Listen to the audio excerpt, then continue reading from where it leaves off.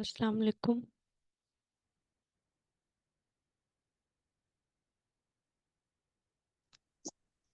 वालेकुम सलाम मैडम। अस्सलाम वालेकुम। वालेकुम सलाम। कैसे हैं आप सब? जी ठीक है अल्हम्दुलिल्लाह। एमसीक्यूज किए हैं? जी आज एमसीक्यूज नहीं किए हैं। आज मैंने रफीउल्लाह का जो रेडिएंट नोट्स हैं वो सारा चैप्टर किया है। ठीक है, लेकिन एमसीक्यूज भी नहीं छोड़ने ना। देखें, अब आपके 200 दिए थे, वो 200 ऐड ऑन हो गए। अब आप खुद देखें, मुश्किल हो जाएगा ना 200 को कवर करना। जी ऐसा ही है। अगर आप घंटा निकाल लेते, 2 घंटे निकाल लेते, मैक्सिमम आपके घंटा घंटा करके 2 आवर्स लगते हैं 100 एमसीक्यूज। जब आपकी प्रैक्टिस हो जाती है ना, तो आप 100 एमसीक्यूज करने लग जाते हैं 1 घंटे में। इंशाल्लाह सही कर लूंगा इंशाल्लाह। हाँ जी, कोशिश करें कि कर लें आप लोग। और ना, मैं तो देती भी, अब अभी तो मैं देती भी एमसीक्यूज इतने ज़्यादा नहीं हूँ। एमसीक्यूज भी कम है। आप लोगों को ये बात पता है, आप लोगों का एक एक दिन कीमती है। एक एक दिन मैटर करता है। अगर हम एक दिन की इम्पोर्टेंस को समझेंगे, तभी हम अपने गोल को अचीव कर सकेंगे। वरना पार्ट 1 ऐसी चीज़ है कि आपके पीछे पड़ा रहता है, जान नहीं छोड़ता। जी और कुछ स्टूडेंट्स ने अभी रिसेंटली ज्वाइन किया है, डॉक्टर जैनब इसहाक, उसके अलावा डॉक्टर समीना, डॉक्टर फाइज़ा। ये 3 स्टूडेंट्स हैं जिन्होंने अभी रिसेंटली ज्वाइन किया है। तो मैं चाह रही थी कि अगर आप लोग मुझे ग्रुप में मैसेज कर दो सारे स्टूडेंट्स, एक वो बना लो, वो जो बनाते हैं, पोल बनाते हैं ना, जिसमें वोट कर सकते हैं सारे। उस तरह का आप में से कोई भी, डॉक्टर उमर आप बना लें। आप वो बनाएं, उसमें आप देखें कि किस टाइम सब अवेलेबल होंगे, ताकि हम उस टाइम एक क्लास रख लें। वो क्लास सिर्फ क्वेश्चन आंसर सेशन होगा। उसमें आप लोगों ने अपने सवाल करने हैं, जो भी आप लोगों को इश्यूज हैं, जो भी मसले आ रहे हैं। किसी के एमसीक्यूज पीछे रह गए हैं, आगे रह गए हैं, जैसे भी जो भी मसले आ रहे हैं, वो आप सारे अपने अपने मसले उस ग्रुप में पोस्ट भी करेंगे। उस दिन हम मेरा ख्याल है ये हम किसी ऑफ डे पे कर लेंगे, और उस दिन हम कोई और क्लास नहीं लेंगे। सिर्फ वही क्लास होगी उस दिन, जिसमें मैं आप लोगों के सबके इंडिविजुअल मसले सुनूंगी। जिस बच्चे के 400 एमसीक्यूज रह गए होंगे, किसी के 600 रहते होंगे, किसी के 100 रहते होंगे, तो हम कोशिश करेंगे कि उन एमसीक्यूज को एडजस्ट करें।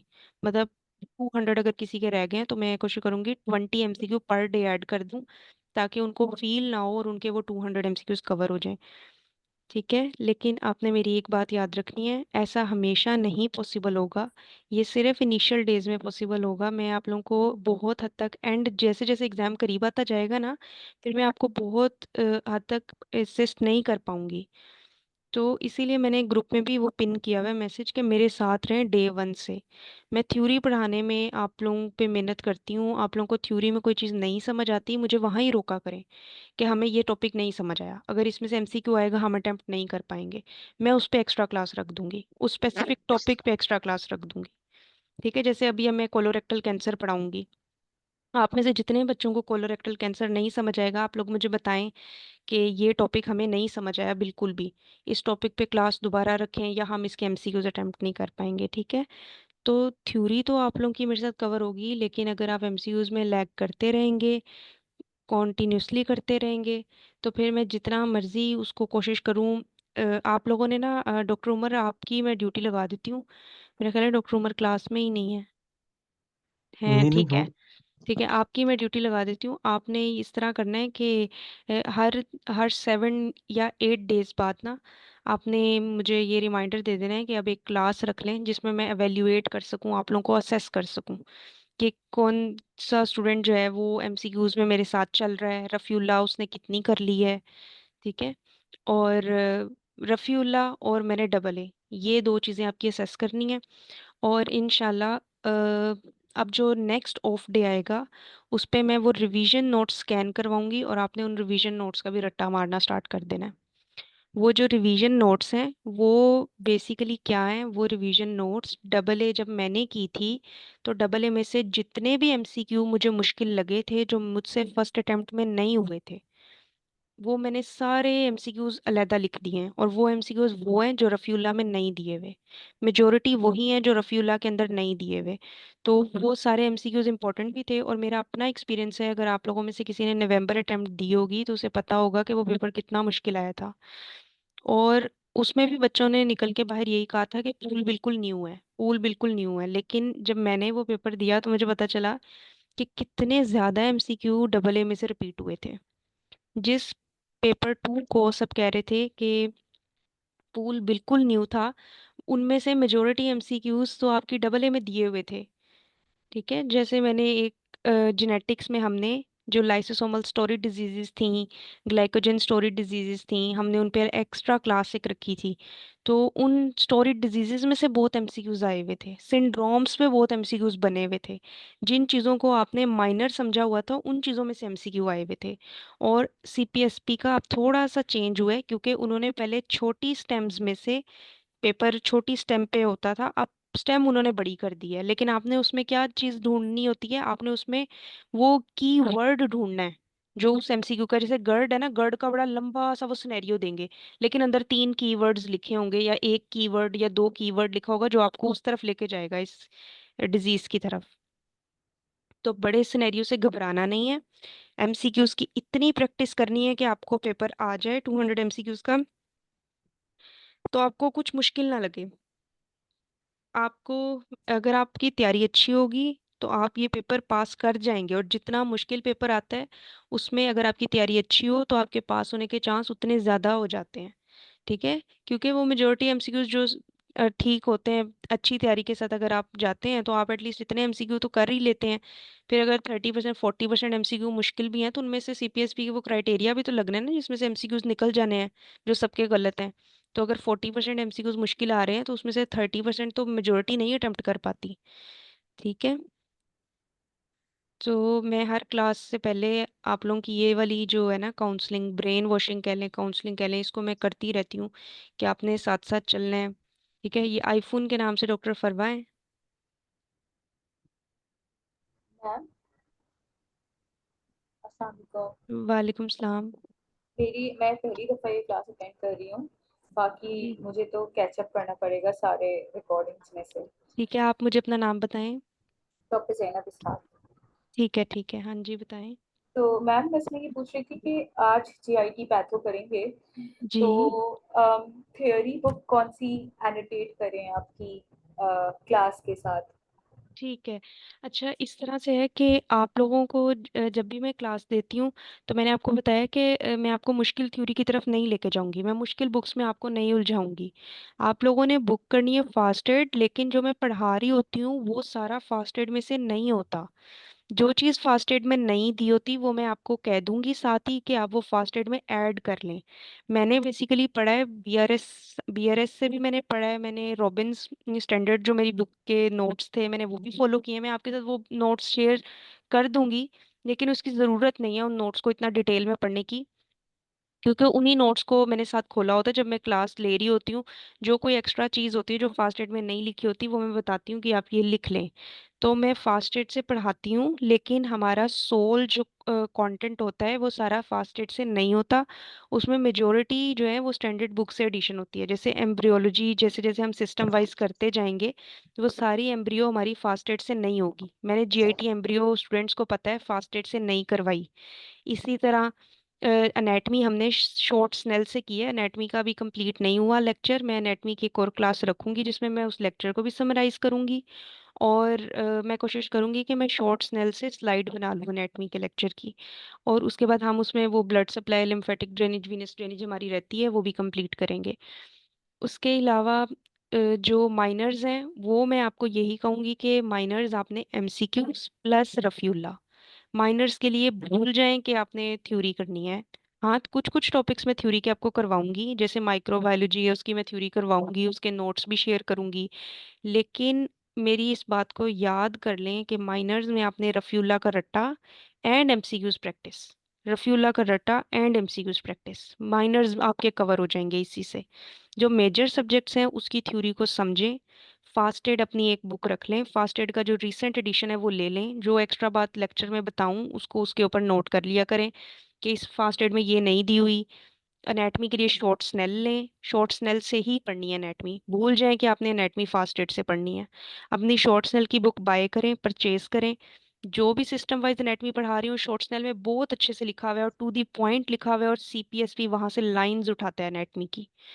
अभी मैंने लास्ट टाइम एनेटमी की क्लास ली थी, तो उसमें मैंने बच्चों को बताया था कि ये एमसीक्यू आया हुआ है। तो वो आप हाईलाइट कर लिया करें, हाइलाइटर रखें और उस लाइन को हाईलाइट कर लिया करें। इसी तरह से आपने डबल ए एमसीक्यूज के लिए फॉलो करनी है, SK series full length paper के लिए फॉलो करनी है, और आपने फास्ट एड थ्योरी के लिए फॉलो करनी है। एनेटमी हम स्नेल से करेंगे, जब मैं न्यूरोनेटमी करवाऊंगी तो उसमें भी मैं बता दूंगी, कुछ नोट्स शेयर करूंगी न्यूरोनेटमी के, आपने वो याद करने होंगे। ठीक है। उसके अलावा हमारे पास एक वो रिवीजन नोट्स के नाम से फाइल्स आ जाएंगी, जो मैंने डबल ए से ही बनाए हुए हैं, वो आप लोगों के साथ शेयर कर दूंगी। फास्ट एड, फर्स्ट एड नहीं, फास्ट एड। ठीक है। उसके अलावा रफ्यूला, आपकी रफ्यूला रह जाएगी पीछे। ठीक है। तो हमारा जो आपने डॉक्टर जैनब इसहाक आपने किया, आपने ओरिएंटेशन का लेक्चर नहीं सुना। मैं फिर भी जी। आपको बता देती हूँ कि आपने जो है, जब सेल्फ स्टडी का टाइम होता है, जैसे अभी तो मैंने क्लास ले लेनी है ना, अभी मैं क्लास ले लूंगी, तो उसके बाद आप लोग फ्री हैं। आप लोग कल 9 o'clock या 9:30 तक फ्री होंगे, तब तक हमारी कोई क्लास नहीं होगी, कोई मैं एक्स्ट्रा पढ़ाऊंगी नहीं कुछ, मतलब हमारी कोई एक्टिविटी नहीं होगी, तो आप लोगों को वो सारा टाइम सेल्फ स्टडी का होगा। उस सेल्फ स्टडी के टाइम में आप लोगों ने क्या करना है, एक तो आप लोग जो भी जॉब्स कर रहे हो या जो भी आपकी कमिटमेंट्स हैं वो आप करें, ठीक है, कंटिन्यू करें, लेकिन उसके साथ साथ आप समझें कि आपने कोर्स ज्वाइन किया हुआ है और उसको रिस्पॉन्सिबिलिटी भी अब आपके ऊपर है। तो आपने एमसीक्यूज जो होमवर्क में मिलेंगे, दरमियान में थोड़ा टाइम निकालना है, वो एमसीक्यू आपने स्प्लिट करके करने हैं। जैसे 200 मिले हैं ना, तो आप 75 एक दफ़ा बैठ के कर लें, 75 अगली दफ़ा बैठ के कर लें, जो कुछ बच जाते हैं वो 3 सिटिंग लगा लें। दरमियान में आप फास्टेड से रीडिंग कर लें जो मैंने पढ़ाया है आपको, और जो आपने उसके ऊपर फास्टेड के ऊपर नोट कर लिए पॉइंट्स जो फास्टेड में नहीं लिखे हुए थे, वो भी आप एक दफ़ा देख लें, और उसके बाद आप रट्टा लगाएं रफ़ीउल्लाह का। रफ़ीउल्लाह खोलें। अब रफ़ीउल्लाह भी आपको एक दिन में एक चैप्टर नहीं याद करना। मैंने जीआईटी पैथोलॉजी 3 दिन हो गए हैं, हम जीआईटी, कितना हफ्ता हो गया हमें जीआईटी को पढ़ते हुए, तो जीआईटी का एक चैप्टर दिया हुआ है रफ़ीउल्लाह में, so you have got 5 days for one chapter of Rafiullah. So 5 दिनों में उसके कितने पेजेस हैं, अगर 24 भी पेजेस हैं तो आप 24 डिवाइडेड बाय 5 कर लें कि कितने पेजेस आपको पर डे आ रहे हैं। तो अगर आप पर डे देखेंगे ना, तो आपको काम जो है वो वर्कलोड आप पे कम है, लेकिन अगर आप चीज़ों को पाइल करते जाएंगे, जमा करते जाएंगे, एट द एंड फिर मैं भी आपको हेल्प नहीं कर सकूंगी। अभी आप देखो कि मेरी कोशिश होती है कि मैं हेल्प करूं, मुझे भी इस बात का अंदाजा है कि बहुत से बच्चे पीछे रह गए हैं। तो अब डॉक्टर उमर की मैंने ये ड्यूटी लगा दी है कि वो एक क्रिएट करेंगे पोल, जिसमें सब बताएंगे कि कब उनकी अवेलेबिलिटी है, फिर हम क्लास रखेंगे, एक इंटरेक्टिव क्लास होगी वो, उसमें मैं सबसे पूछूंगी। सारे स्टूडेंट मुझे क्लास में भी बता सकते हैं, यहाँ चैट बॉक्स में भी बता सकते हैं, मैं उसको नोट कर लूंगी, और वो हमारा ऑफ डे होगा तो मैं उस दिन फिर उनको एडजस्ट करूंगी। ठीक है। अब आप को क्लियर है सबको? ठीक है मैम, थैंक यू। ठीक है। और एक मुझे कुछ स्टूडेंट, बातें, जी, जी जी बताएं आप। बस कुछ बातें ये पूछनी थी, जैसे कि डबल ए जितना मेरा मिस हो गया है, किस कोई लिस्ट है जितना मेरा मिस हो गया है, फिर मैं बाद में खुद से कवर करती रहूं, तो मुझे पता तो हो कि कौन से क्वेश्चंस हो चुके हैं क्लास के। अच्छा डॉक्टर जैनब इसहाक, इस तरह है कि आपके हैं अराउंड 15 टू मेरे ख्याल है 17-18 डेज हैं जो आप लैग कर रही हैं पीछे। तो आपके एमसीक्यूज तो काफ़ी ज़्यादा पीछे रह गए हैं। अब मैं क्या करूँगी कि अब मैं जो स्केड्यूल बनाऊँ, तो उसमें आपके लिए कुछ स्पेशल फिर ऐड करते जाएंगे एमसीक्यूज। ठीक है। ठीक है, थैंक यू सो मच। आपके लिए और डॉक्टर समीना के लिए ना, एमसीक्यू पर डे 300 हो जाए शायद, थ्री ठीक है, हंड्रेड या पर 250 हो इंशाल्लाह। जाए। ठीक है। तो इस तरीके से मैं कवर करवाने की कोशिश करूंगी। और एक डॉक्टर हैं, डॉक्टर फाइज़ा और डॉक्टर समीना, इन्होंने रिसेंटली ज्वाइन किया है लेकिन अभी वो इस क्लास में नहीं है। अगर आप लोग मेरा रिकॉर्डेड लेक्चर भी सुनेंगे तो कोई भी मसला हो तो आप मुझे बता सकते हैं ग्रुप में। और डॉक्टर समीना, आप काइंडली जो ओरिएंटेशन का सेशन है ना वो लाजमी सुने, उसमें मैंने सारी बुक्स क्लियरली बताई हैं, और उन्हीं बुक्स को आपने फॉलो करना है। ठीक है। अब हम क्लास शुरू ठीक करते है, हैं आज थैंक यू सो इंशाल्लाह। मच। ठीक है। आज हम इंशाल्लाह जीआईटी पैथोलॉजी जो है उसको ख़त्म करेंगे और फिर हम जीआईटी के एनेटमी पे एक एक्स्ट्रा क्लास रख के इस चैप्टर को जो है वो ख़त्म कर देंगे। सो अब है हमारी diseases of colon. Disease of colon में you have got irritable bowel syndrome. Irritable bowel syndrome जो है इसको आपने याद रखना है कि इरिटेबल बोवल सिंड्रोम ऐसी डिजीज का नाम है जिसमें you have got recurrent abdominal pain. अब ये जो रिकरेंट पेशेंट प्रेजेंट करता है with recurrent abdominal pain, scenario में भी इसी तरह दिया होगा कि कोई भी एज का वो एज ग्रुप का पेशेंट दे सकते हैं। इसके प्रेसिपिटेटिंग फैक्टर में आपके पास स्ट्रेस होता है, एंजाइटी होती है। So recurrent abdominal pain that is associated with ये जो नीचे दिए हुए इनमें से greater than or is equals to 2 अगर हों। जैसे number 1 pain, there is pain that improves with defecation. अगर आपकी पेन डेफिकेशन के साथ इम्प्रूव हो रही है, so this is one of the feature of irritable bowel syndrome. Change in stool frequency, stool की फ्रीक्वेंसी में चेंज आ जाए, अपीयरेंस ऑफ स्टूल अगर चेंज हो जाए। So pain that improves with defecation, change in stool frequency and change in appearance of stool. अब irritable bowel syndrome जो होते हैं, in irritable bowel syndrome there are no structural abnormalities. कोई structure का मसला नहीं है, आपकी इंटेस्टाइन में बिल्कुल वो वैसी है जैसी एक नॉर्मल बंदे की इंटेस्टाइन होती है। ठीक है, इंटेस्टाइन के अंदर कोई प्रॉब्लम नहीं है, बोवल के अंदर जो है वो कोई प्रॉब्लम नहीं होगा स्ट्रक्चरल। लेकिन उसके फंक्शन में मसला आ रहा है, पेशेंट को पेन भी हो रही है जो डेफिकेशन के साथ इंप्रूव हो रही है। जैसे ही वो डेफिकेट करता है पेन इंप्रूव कर जाती है, स्टूल फ्रीक्वेंसी चेंज होती है, अपीयरेंस ऑफ स्टूल चेंज होती है। अच्छा, याद रखना है इरिटेबल बोवल सिंड्रोम के साथ आपकी जो अगर उन्होंने अब जैसे सिनेरियोज चेंज हो रहे हैं तो हो सकता है इसमें वो लैब फाइंडिंग्स दे दें। तो आपने याद रखना है इसके अंदर किसी किस्म के एलएफटीज वगैरह आपके डीरेन नहीं होते, सीबीसी में कोई मसला नहीं होता, एचबी फॉल नहीं करती। ठीक है, हीमोग्लोबिन नहीं फॉल करेगी। इसी तरह से आपके प्लेटलेट्स ठीक रहेंगे बिल्कुल। सो इसमें कोई लेबोरेटरी एविडेंस नहीं मिलता आपको। और इसके साथ आपने याद रखना है कि पेशेंट जो है वो रात को भी नहीं उठता। ठीक है, नॉकटर्नल डायरिया नहीं होता, ये लिख लें अपनी बुक्स पे कि there is no nocturnal diarrhoea with irritable bowel syndrome. So, pain that improves with defecation, change in stool frequency, change in appearance of stool, and there is no structural abnormality. अब इसमें it can present with diarrhea, constipation और alternating symptoms, और कोई precipitating factor भी आपको दिया हो सकता है कि पेशेंट जो है वो स्ट्रेस में था या कुछ इस तरह का मसला दे सकते हैं। So that is your irritable bowel syndrome. Then there is another disease that is diverticulosis. सो अब आपको पता होना चाहिए व्हाट आर डाइवर्टिकुला। अब जो डाइवर्टिकुलोसिस है ये स्मॉल इंटेस्टाइन में भी हो सकता है and it can occur in large intestine. So diverticulosis जो है ये डिजीज है जो स्मॉल इंटेस्टाइन को भी इन्वॉल्व कर सकती है and it can involve large intestine. अगर ये स्मॉल इंटेस्टाइन को इन्वॉल्व करती है तो आपने ये बात याद रखनी है। अब आप यहाँ पे एरो लगा लें, इस डाइवर्टिकुलोसिस डिजीज जहाँ पे लिखा हुआ है फर्स्ट एड पे इस पे एरो लगा लें और उस पे लिख दें कि ये दो टाइप्स की होती है, एक्वायर्ड और congenital. It can be acquired, it can B congenital. अगर ये कंजेनिटल है तो इसमें 3 कोट्स ऑफ बोवल प्रेजेंट होते हैं इसके वॉल में। वॉल हमें पता है, हमने इंटेस्टाइन की वॉल पढ़ी है, उसमें 3 लेयर्स होती है ना वॉल की।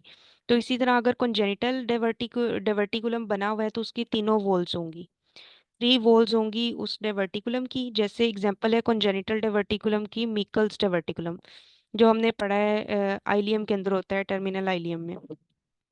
अगर एक्वायर्ड है तो in acquired there is no muscularis propria, muscularis propria नहीं होगा एक्वायर्ड में। ये आप दोनों बातें लिख लें।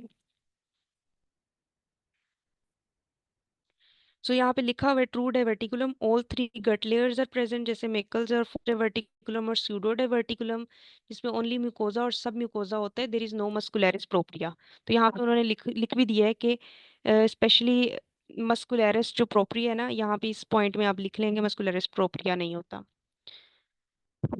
उसके बाद ये जो डाइवर्टिकुलम होते हैं, डाइवर्टिकुलोसिस जो होती हैं जो एक्वायर्ड होते हैं, एक तो कंजेनिटल होते हैं ना, कंजेनिटल में हमने मेकल्स डाइवर्टिकुलम पढ़ा था और हमने उसकी लोकेशन पढ़ी थी, that is on the anti mesenteric border of the intestine, anti mesenteric border पे होता है। लेकिन जो एक्वायर्ड डाइवर्टिकुलम होते हैं they are on the mesenteric border. ये लिख लें, इधर इधर नहीं लिखा हुआ, जो बातें मैं बता रही हूँ और इधर नहीं लिखी हुई वो आप नोट कर लें।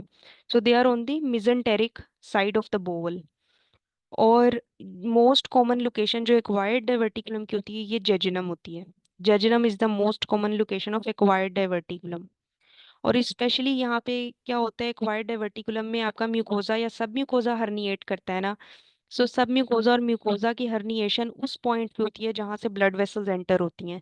वो वीकेंड पॉइंट होता है वहाँ पे। वॉल जो होती है वो वीक हो जाती है due to entry of the blood vessels. As a result mucosa और submucosa can be herniated, that can form a false. Out pouching सी बना देता है, एक फोल्स डाइवर्टिकुलम बनाता है। ठीक है। सो ये होगा आपका एक्वायर्ड डाइवर्टिकुलम। सो डाइवर्टिकुलम दो टाइप्स के हैं, एक्वायर्ड है, कंजेनिटल है। एक्सक्यूज मी, मैं अभी कंटिन्यू कर।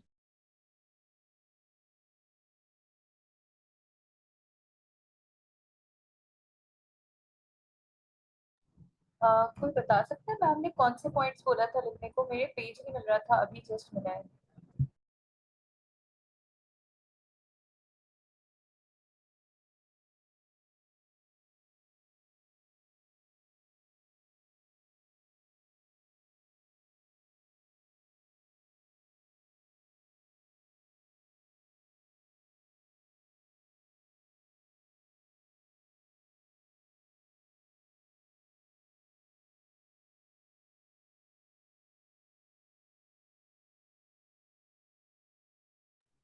जी, ट्रू डाइवर्टिकुलम के बारे में क्या बताया था मैम ने? उन्होंने कहा था एक पॉइंट है, लिख लो।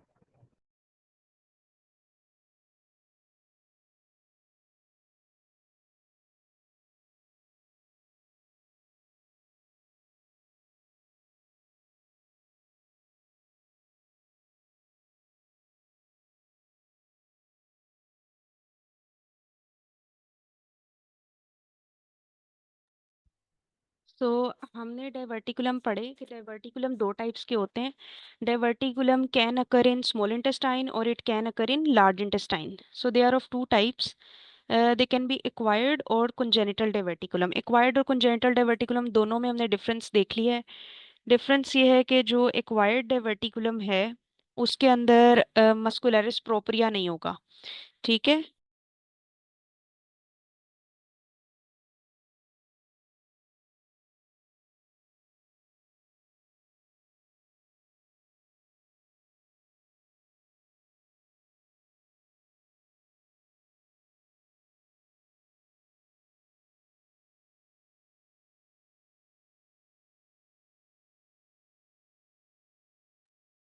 एक्वायर्ड डाइवर्टिकुलम के अंदर मस्कुलरिस प्रोप्रिया नहीं होगा, कंजेनिटल के अंदर तीनों लेयर्स होंगी।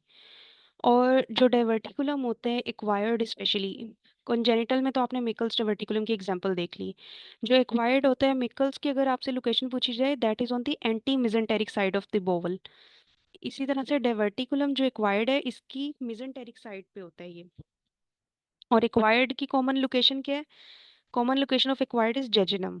और जहाँ से ब्लड वेसल्स एंटर होती हैं वहाँ पे ये diverticulum usually there is herniation of mucosa और सब म्यूकोजा। अब अब डाइवर्टिकुलम की वजह से क्या क्या मसले हो सकते हैं पेशेंट को। अब आपने सिनेरियो देखना है। अब आपको तो सिनेरियो आएगा ना, अगर इस डिजीज का सिनेरियो आ रहा है तो अगर किसी पेशेंट को डाइवर्टिकुलोसिस है, उस पेशेंट में मैल एब्जॉर्प्शन के साइंस आएंगे। मैल एब्जॉर्प्शन के साइंस क्यों आते हैं? मतलब मल्टीपल जो न्यूट्रिएंट्स हैं उनकी मैल एब्जॉर्प्शन मिलेगी, they are due to bacterial stasis. जब एक आउट पाउचिंग बनी है वहां पे किसी भी चीज़ की स्टेसिस हो सकती है। सो बैक्टीरियल स्टेसिस की वजह से there is signs of malabsorption. और ये इन्फ्लेमेशन भी हो सकती है डाइवर्टिकुलम की, एंड इट कैन परफोरेट, जो एक्यूट एब्डोमेन के साथ प्रेजेंट कर सकता है। उसके बाद आपने। हाँ, एक्सक्यूज मी हाँ मैम। जी। जी जी।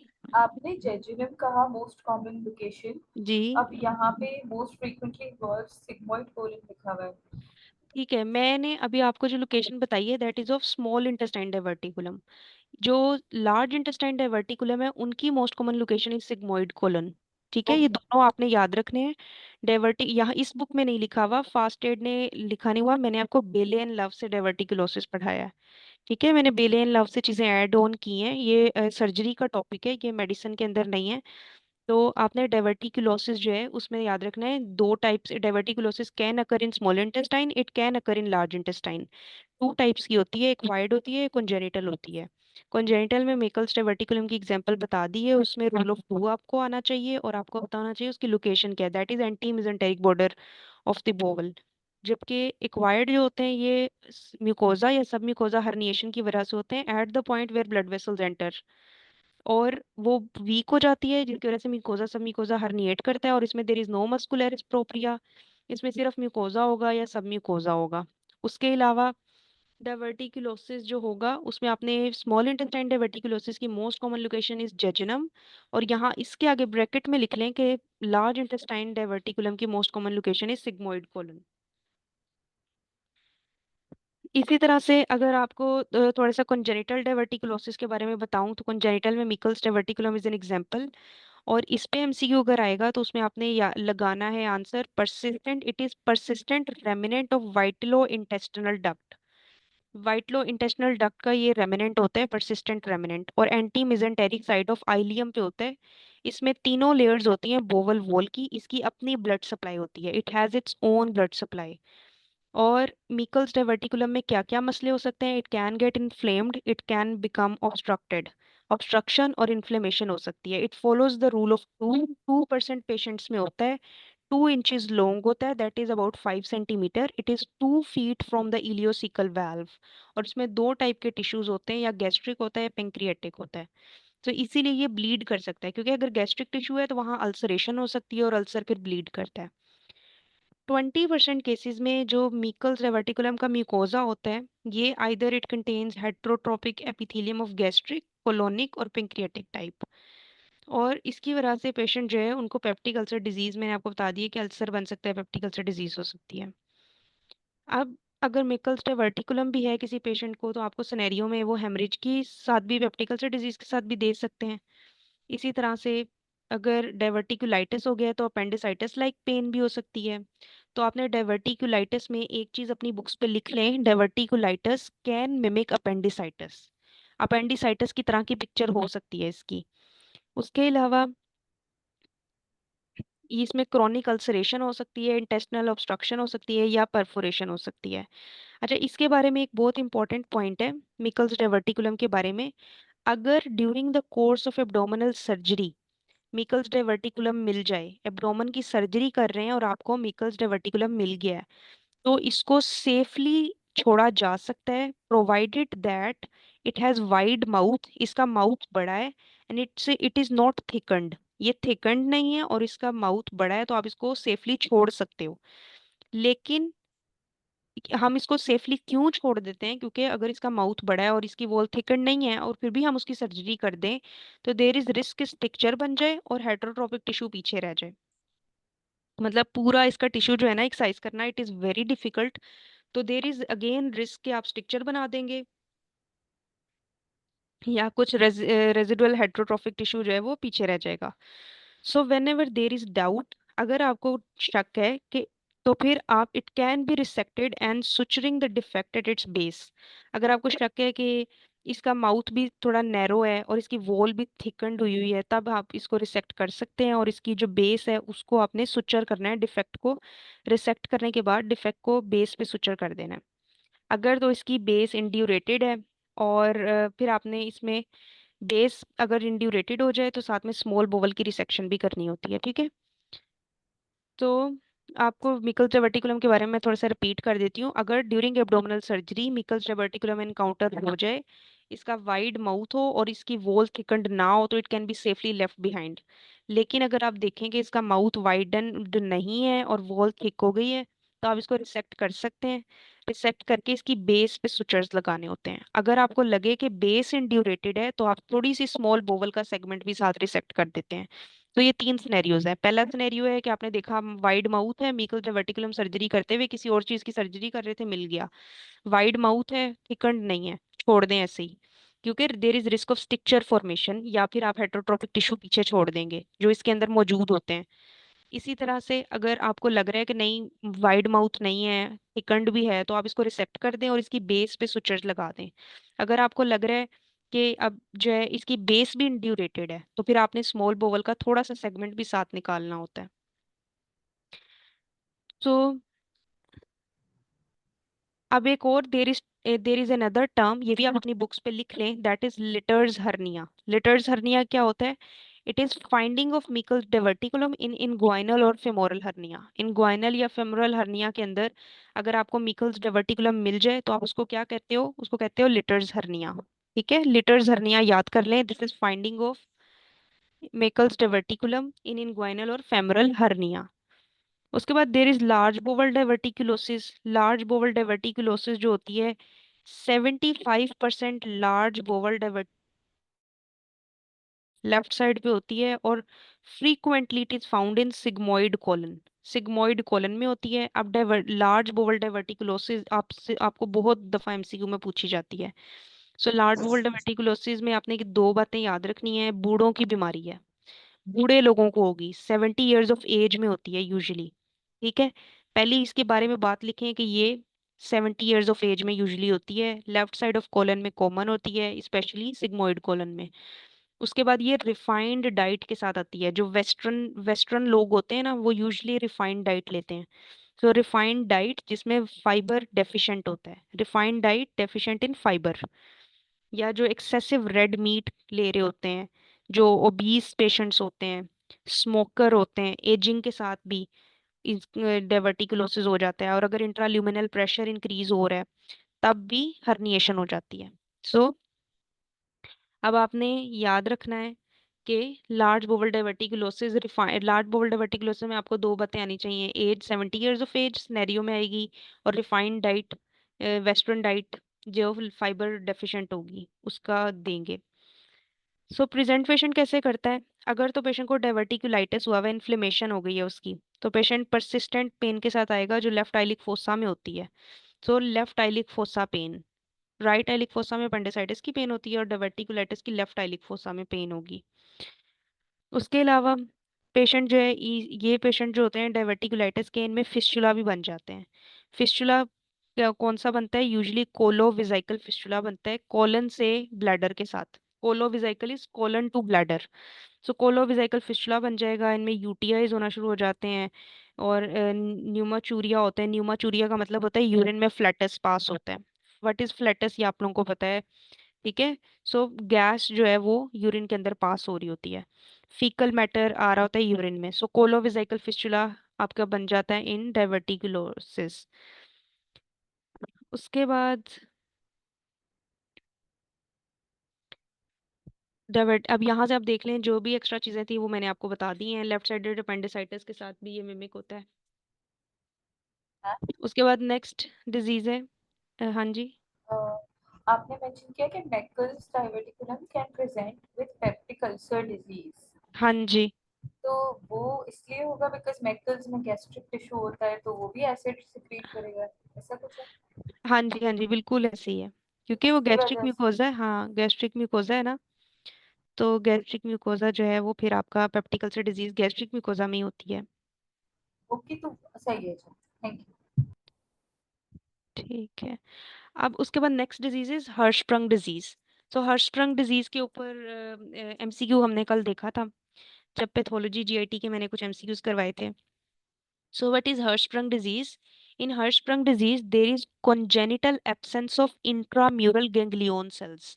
गैंग्लियन सेल, जैसे इक्लेजिया कार्डिया पढ़ा था ना, इक्लेजिया कार्डिया में तो आपने देखा था कार्डिक एंड पे गैंग्लियन सेल्स की एब्सेंस होती है इन माइंटेरिक प्लेक्सिस। इसी तरह यहाँ पे भी इन माइंटेरिक प्लेक्सिस आपके पास जो है वो गैंग्लियन सेल्स की एब्सेंस होती है, और there is presence of hypertrophied nerves.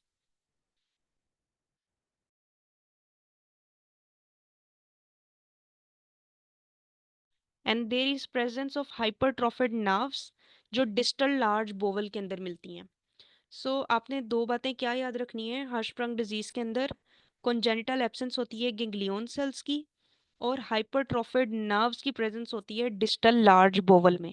दो बातें हैं, गैंग्लियन सेल्स एब्सेंट हैं और नर्व्स जो हैं वो हाइपरट्रोफिड हैं, और लोकेशन इनकी क्या है? डिस्टल लार्ज बोवल है।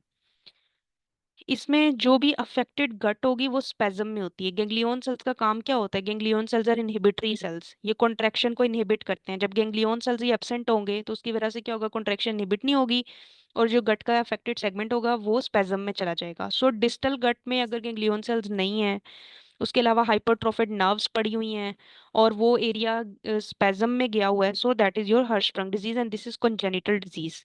कंजेनिटल डिजीज होती है। अब Hirschsprung disease it is associated with, इसकी एक सिंड्रोम के साथ एसोसिएशन है, that is Down syndrome. Down syndrome इसमें जीन म्यूटेशन जो होती है that is your RET proto को जीन म्यूटेशन क्रोमोसोम नंबर 10 और 13 होती है। ठीक है, जो बातें आपकी फास्ट एड में नहीं लिखी हुई वो साथ साथ लिखते जाएं।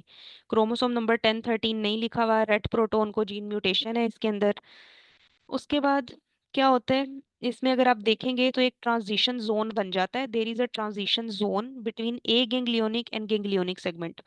जो प्रोक्सिमल सेगमेंट होगा ना वो डायलेटेड होगा, फिर ट्रांजिशन जोन आएगा और डिस्टल सेगमेंट नैरो होगा। डिस्टल सेगमेंट नैरो क्यों है? डिस्टल सेगमेंट इसलिए नैरो होता है क्योंकि डिस्टल सेगमेंट में मसल्स जो होते हैं वो कॉन्ट्रैक्टेड होते हैं। सो ऊपर मसल, ऊपर जो होगा ऊपर डायलिटेशन हो जाएगी, ट्रांजिशन जोन होगा दरमियान में, और फिर नीचे कॉन्ट्रैक्शन होगी। हर्शस्प्रंग डिजीज में ये चीज आपने याद रखनी है। इसका सिनेरियो किस तरह से आता है हर्शस्प्रंग डिजीज का? इसका सिनेरियो इस तरह होता है कि इसमें नियोनेट प्रेजेंट करते हैं जिसमें डिलेड पैसेज ऑफ मेकोनियम होता है, एब्डोमेन डिस्टेंडेड होगा और बिलियस वॉमिटिंग होगी। So delayed passage of meconium, abdominal distension and bilious vomiting. Bilious emesis लिखा हुआ है ना यहाँ पे, बिलियस वॉमिटिंग है। सो पेशेंट को टेकिकार्डिया भी हो सकता है, डिहाइड्रेटेड, एब्डोमिनल डिस्टेंशन होगी, एनल टोन भी इंक्रीज हो जाएगी, रेक्टम एम्प्टी मिलेगा, रेक्टम में कोई फीसिस नहीं होगी। ठीक है, एम्प्टी पोर्शन से ऊपर आपको फीसेस मिलती हैं। रेक्टम इज एम्प्टी क्योंकि डिस्टल कोलन तो कॉन्ट्रैक्टेड है, वहां तो फीकल मैटर आ ही नहीं रहा, सो रेक्टम एम्प्टी मिलता है इसमें।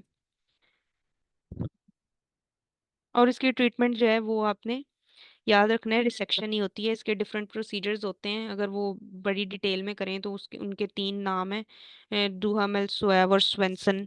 ये 3 प्रोसीजर्स हैं जिसके जरिए इनको रिसेक्ट करते हैं, ये इतना आपको याद रखने की जरूरत नहीं है। Then there is another disease that is pseudomembranous colitis. तो स्यूडोमेम्ब्रेनस कोलाइटिस का ऑर्गेनिज्म आना चाहिए, this is an MCQ. Clostridium difficile याद कर लें, क्लोस्ट्राइडियम डेफिसल ये स्यूडोमेम्ब्रेनस कोलाइटिस में होता है। और ये किस वजह से होता है? ये पेशेंट्स जो ब्रॉड स्पेक्ट्रम एंटीबायोटिक थेरेपी ले रहे होते हैं ना, ये उन पेशेंट्स में होता है। ठीक है, करेक्टर। अब this condition is morphologically distinguished by superficial grey mucosal exudates, जिसमें necrotic loosely adherent mucosa debris होते हैं, स्यूडो मेम्ब्रेन बन जाती है। तो आपने वो देखना है, अगर आपको सिनेरियो में स्यूडो मेम्ब्रेन फॉर्मेशन दी हुई है तो आपने उसको फिर क्लोस्ट्राइडियम डेफिसल पूछा हो या उसका डायग्नोसिस पूछा हो। ओवर ग्रोथ होती है एक्सोटॉक्सिन प्रोड्यूसिंग क्लोस्ट्राइडियम डेफिसल की। जब आप एंटीबायोटिक्स ले रहे होते हैं तो नॉर्मल फ्लोरा जो है वो उसकी डेथ होना शुरू हो जाती है और एक्सोटॉक्सिन प्रोड्यूसिंग क्लोस्ट्राइडियम डेफिसल जो है ग्रो करता है। सो पेनिसिलिन्स के साथ जो सिफेलोस्पोरेंस है उनके साथ, क्लिंडामाइसिन के साथ, क्लिंडामाइसिन तो इसकी टिपिकल है, तो इट्स स्यूडोमेम्ब्रेनस कोलाइटिस होता है। Then there is Meckel's diverticulum. अब ये मैंने इतनी डिटेल में करवा दिया है कि ये आपके एंटी मिजेंटेरिक बॉर्डर पे पड़ा हुआ है, रूल ऑफ 2 है। ये 2 टाइम्स मोर इन मेल्स है, 2 इंचेस लॉन्ग है, 2 फीट फ्रॉम इलियोसिकल वाल्व है, और commonly first 2 years of life में प्रेजेंट करता है। 2 टाइप्स ऑफ एपिथेलियम होता है, गैस्ट्रिक और pancreatic, and it is usually asymptomatic. और कोर्स में मैंने बता दिया, अगर सर्जरी में आपको ये मिले तो आपने इसको क्या करना है। नाउ पॉलिप्स, अब कॉलन के ट्यूमर्स होते हैं। अब polyp, what is polyp? Polyp जो है डिस्क्रिप्टिव टर्म है for any elevation of the intestinal surface. अगर इंटेस्टाइनल सरफेस से कोई भी एलिवेशन है तो आप उसको पॉलिप कहते हैं। पॉलिप बिनाइन पॉलिप होता है। बिनाइन पॉलिप में आपके पास नॉन नियोप्लास्टिक पॉलिप्स होते हैं, नॉन नियोप्लास्टिक पॉलिप्स और हेमाटोमेटस पॉलिप्स होते हैं। सो नॉन नियोप्लास्टिक पॉलिप्स में हाइपरप्लास्टिक पॉलिप्स होते हैं एंड इन्फ्लेमेटरी स्यूडो पॉलिप्स होते हैं। हाइपरप्लास्टिक एंड इन्फ्लेमेटरी स्यूडोपोलिप्स ये नॉन न्यूप्लास्टिक है, इसका मतलब इनमें कैंसर जो है ना उसकी टेंडेंसी नहीं है। जो इन्फ्लेमेटरी स्यूडोपोलिप्स हैं they are associated with ulcerative colitis. Ulcerative colitis के साथ अगर पूछें कौन से पॉलिप्स हैं तो स्यूडोपोलिप्स आंसर लगाना है। हेमाटोमेटस पॉलिप्स जो होते हैं ये प्यूट्स जैगर सिंड्रोम के साथ एंड जुवेनाइल पोलिपोसिस के साथ होते हैं एसोसिएटेड, हेमाटोमेटस। उसके बाद एडिनोमेटस पॉलिप्स होते हैं। एडिनोमेटस जो होते हैं they are true neoplasms, neoplastic होते हैं। So non neoplastic and neoplastic. True होते हैं, नियोप्लास्टिक होते हैं, इनमें टिब्यूलर एडिनोमास होते हैं, टिब्यूलो विलस एडिनोमा होता है और विलस एडिनोमा होता है। जो विलस, अब इसमें एक एमसीक्यू है, हाईलाइट कर लें। विलस एडिनोमा के साथ there is increase risk of malignancy. So पूछते हैं कि किस एडिनोमा के साथ there is increase risk of malignancy, तो आपने याद रखना है with villous adenoma there is increase risk of malignancy. Then polyposis syndromes है, इसमें फैप है, that is familial adenomatous polyposis. ये एक ऑटोसोमल डोमिनेंट डिजीज है फैप की ना, ये भी एमसीक्यू है। फैप का पूछते हैं इसकी इन मोड ऑफ इनहेरिटेंस क्या है। So it is autosomal dominant. Fap में आपने याद रखना है एडी फैप, ठीक है, इसमें ए भी आ रहा है। और एडिनोमेटस डी आपने याद रख लेना, ऑटोसोमल डोमिनेंट होता है। इसमें hundreds of thousands of adenomatous polyps होते हैं, एटलीस्ट 100 आपको चाहिए फैप का डायग्नोसिस करने के लिए। एपीसी जीन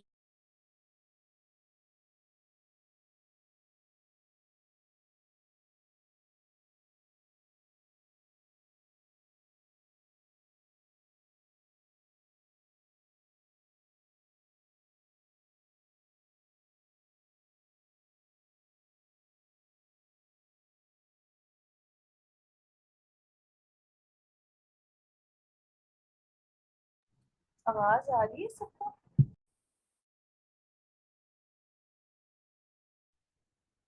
नहीं, अब नहीं आ रही।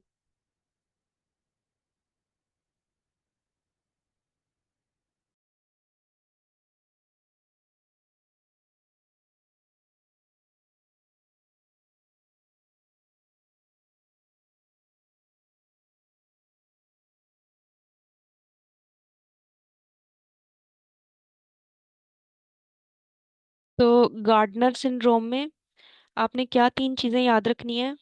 गार्डनर सिंड्रोम में आपको पता होना चाहिए कि इसमें you have its Gardner syndrome is a variant of FAP. FAP का एक वेरिएंट है जिसको गार्डनर सिंड्रोम कहते हैं। और गार्डनर सिंड्रोम में you have got adenomatous polyps, numerous adenomatous polyps. इस पे एमसीक्यू बन जाता है। जो एमसीक्यू आप लोग कहते हैं ना न्यू एमसीक्यूज आ रहे हैं, वो ये वाले एमसीक्यूज हैं जो सिंड्रोम्स पे बन रहे हैं, रेयर डिजीजेस पे बन रहे हैं। सो गार्डनर सिंड्रोम में 3 बातें, इन सिंड्रोम्स को याद करें। सिंड्रोम्स में देखें कि न्यूमरस पॉलिप्स हैं, ये फैप का वेरिएंट है, तो न्यूमरस पॉलिप्स बन रहे हैं एडिनोमेटस, जिसमें 7 ओस्टियोमास मिल रहे हैं एंड सॉफ्ट टिश्यू ट्यूमर्स मिल रहे हैं। सो बोन का एक ट्यूमर मिल गया, एक सॉफ्ट टिश्यू ट्यूमर है, और साथ में पॉलिप्स हैं इंटेस्टाइन में बहुत। अगर आपको एक पेशेंट का सिनेरियो दिया जाए और कहें कि उसके इंटेस्टाइन की कोलोनोस्कोपी की है, कोलोनोस्कोपी पे मल्टीपल पॉलिप्स मिले इंटेस्टाइन में, साथ उसको बोन में ट्यूमर्स है, साथ सॉफ्ट टिश्यू मैस मिला है, तो क्या लगाएंगे आप? फिर आपका आंसर होगा गार्डनर सिंड्रोम। अब ये सिंड्रोमिक पेशेंट है कि इसमें बोन के मसले भी मिल रहे हैं, सॉफ्ट टिश्यू के मसले भी हैं, and there are adenomatous polyps in the colon. इसी तरह से another syndrome is Turcot syndrome. So Turcot syndrome is again variant of FAP. इसमें क्या होता है? It is characterized by adenomatous polyps along with tumor of CNS. अगर central nervous system के tumour साथ आ जाए, स्पेशली मेड्यूलोब्लास्टोमा, तो आपने टुरकोट सिंड्रोम का सोचना है। सो आपने गार्डनर सिंड्रोम का कब सोचना है फैप के साथ? अगर आपको पॉलिप्स मिले, ओस्टियोमास मिले और सॉफ्ट टिश्यू ट्यूमर्स मिले। अगर आपको सीएनएस ट्यूमर लाइक मेड्यूलोब्लास्टोमा मिल गया फैप के साथ, तो आपने टुरकोट सिंड्रोम का सोचना है। देन प्यूट्स जैगर सिंड्रोम। सो प्यूट्स जैगर सिंड्रोम की भी ऑटोसोमल डोमिनेंट ये इनहेरिटेंस है। जैसे फैप की इनहेरिटेंस ऑटोसोमल डोमिनेंट, ऐसे प्यूट्स जैगर की भी ऑटोसोमल डोमिनेंट है। अब प्यूट्स जैगर में आपने याद रखना है, प्यूट्स जैगर हेमाटोमेटस पॉलिप्स होते हैं। हेमाटोमेटस, हमने हेमाटोमास पढ़े थे जब मैंने नियोप्लेजिया पढ़ाया था। तो हेमाटोमास क्या होते हैं? हेमाटोमास होते हैं उसी जगह पे जो इंडिजिनस है, जैसे लंग टिश्यू है ना, तो लंग का जो एपिथेलियम है वही abnormal cell, mass of cell बना दे और उसी जगह पे वो पड़ा हो, ठीक है, तो वो हेमाटोमा होता है। सो प्यूट्स जैगर सिंड्रोम का मतलब है कि इंटेस्टाइन का टिश्यू जो है वो हाइपरट्रोफिड, हाइपरप्लेजिया उनके अंदर होना शुरू होगा और वो वहां पे एक मैस सा बना देगा, that is haematoma. So Peutz जैगर सिंड्रोम, न्यूमरस हेमाटोमास होते हैं throughout GI tract along with hyperpigmented mouth, lips, hands and genitalia. So Peutz जैगर में आपके पास हाइपर पिगमेंटेशन होती है और हेमाटोमास मिलते हैं, न्यूमरस होते हैं जीआई ट्रैक्ट में, hyper pigmented mouth, lips, hands and genitalia. Increase risk किसमें होता है प्यूट जगर में? कोलोरेक्टल कैंसर का, ब्रेस्ट कैंसर का, stomach, small bowel and pancreatic cancer का। और ये बहुत इंपॉर्टेंट है कि आपको पता हो प्यूट्स जगर में किन कैंसर्स का रिस्क बढ़ जाता है। एक लिस्ट बना लें, याद कर लें। प्यूट्स जगर में कोलोरेक्टल कैंसर का रिस्क बढ़ जाता है, ब्रेस्ट कैंसर का, पहले आप ये ऐसे याद रखें, कोलोरेक्टल कैंसर का, स्टमक का, स्मॉल बोवल का और पेंक्रियाटिक का। जीआईटी पहले पूरे करें प्यूट्स के साथ। जीआईटी में क्या है? सर स्मॉल इंटेस्टाइन से, स्टमक से चले शुरू कर लें। स्टमक का, स्मॉल इंटेस्टाइन का, फिर कोलोरेक्टल आता है और साथ ही पेंक्रियास आता है। पेंक्रियास को एंड पे आप याद कर लें। So stomach, small intestine, colorectal and pancreatic tumour, और उसके बाद ब्रेस्ट कैंसर। इसके साथ प्यूट्स जैगर एसोसिएटेड है। उसके बाद अब प्यूट्स जैगर में आपने कोलोनोस्कोपी करनी होती है every 2 years after the age of 25 years। अब आप पॉलिप्स और पॉलीपेक्टमी फिर इसमें करनी होती है। सो जुवेनाइल पॉलीपोसिस सिंड्रोम, ये भी ऑटोसोमल डोमिनेंट है सिंड्रोम, चिल्ड्रन में होता है less than 5 years old। सो juvenile less than 5 years old में आपने लगाना है। इसमें भी हेमाटोमेटस पॉलिप्स मिलेंगे कोलन में, स्टमक में एंड स्मॉल बोवल में। देखो जुवेनाइल के अंदर स्टमक में भी पॉलिप्स आ गए हैं। So colon, stomach and small bowel. और इसमें भी कोलोरेक्टल कैंसर का रिस्क इंक्रीज हो जाता है। There is increase risk of juvenile polyposis के साथ एंड प्यूट्स जैगर दोनों के साथ। फिर there is Lynch syndrome. So syndromes आपको सारे आने चाहिए। लिंच सिंड्रोम को आप previously hereditary non polyposis colorectal cancer भी कहते हैं। ये ऑटोसोमल डोमिनेंट है। 80% can progress to colorectal cancer. Proximal colon इसमें हमेशा इन्वॉल्व होता है। और इसमें लिंच सिंड्रोम की association endometrial, ovarian and skin cancers के साथ है।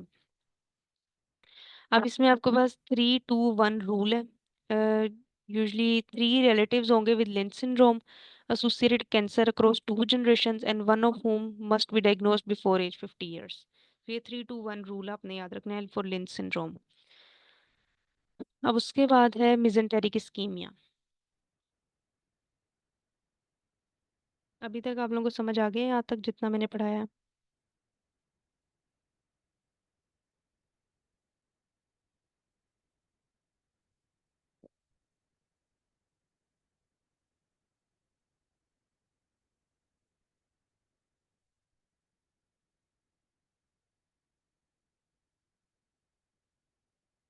ठीक है। मिजेंटेरिक इस्कीमिया जो है ना, this is catastrophic abdominal emergency.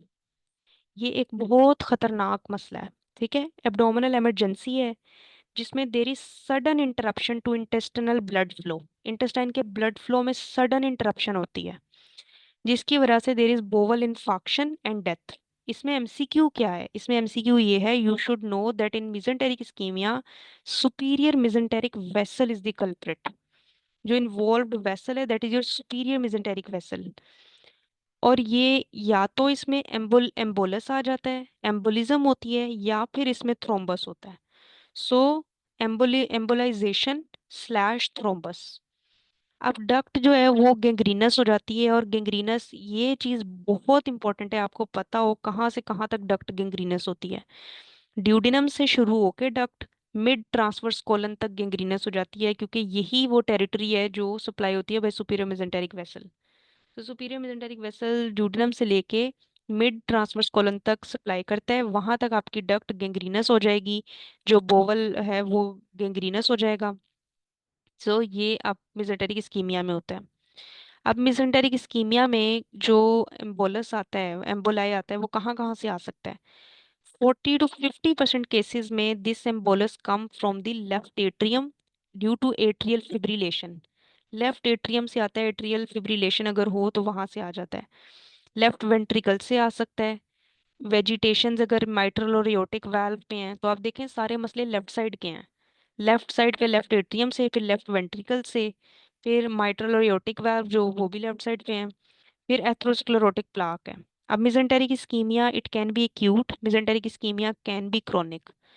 अगर तो मिजेंटेरिक इस्कीमिया एक्यूट है तो आपने क्या क्या बातें याद रखनी है? आर्टीरियल वीनस हो सकता है, नॉन ओक्लूसिव भी मिजेंटेरिक इस्कीमिया होता है। ठीक है, mesenteric ischaemia can be non occlusive. अब इतनी डिटेल में नहीं आपको इसकी लेके जाती, बस आपको इसकी बता देती हूँ कि अब इसकी क्लिनिकल फीचर्स क्या होगी। पेशेंट प्रेजेंट करता है sudden onset severe central abdominal pain. ऐसे पेशेंट में होती है। जब भी आपको मेसेंटेरिक इस्कीमिया का सिनेरियो आएगा तो always always find the keyword will be atrial fibrillation या दिल का कोई भी मसला।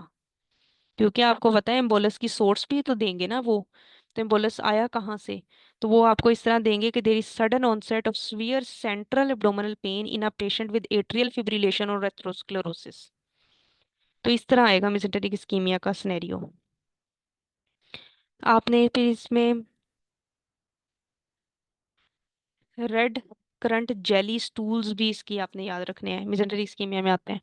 सो क्रोनिक में जो है intestinal angina, atherosclerosis of coeliac artery, SMA और IM inferior mesenteric resulted in intestinal hypoperfusion. आपने ये नहीं याद रखना क्रोनिक, बस आप एक्यूट को याद रखें और एट्रियल फिब्रिलेशन और red red currant jelly stool याद रखें।